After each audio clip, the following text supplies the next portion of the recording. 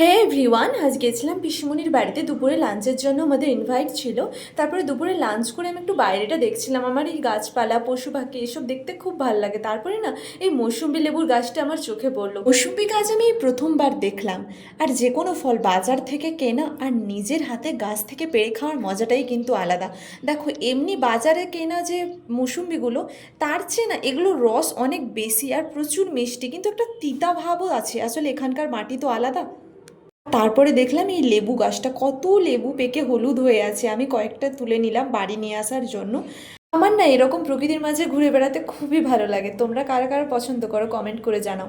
তারপরে দেখো এই পেঁপে গাছগুলোতে কত পেঁপে হয়েছে। তারপর সন্ধ্যাবেলা ঘুম থেকে উঠে একটু ফ্রেশ হয়ে টিভি দেখছিলাম, আর পিসমণি আমাদের জন্য মশলা মুড়ি মাখাচ্ছিল। যেন দুপুরের লাঞ্চে না পিসমণি অনেক কিছু বানিয়েছিল, কিন্তু এত খিদা পেয়েছিল যে আর ভিডিও ক্লিপ নিতে আমি ভুলে গেছি। So that's it for today, thanks for watching.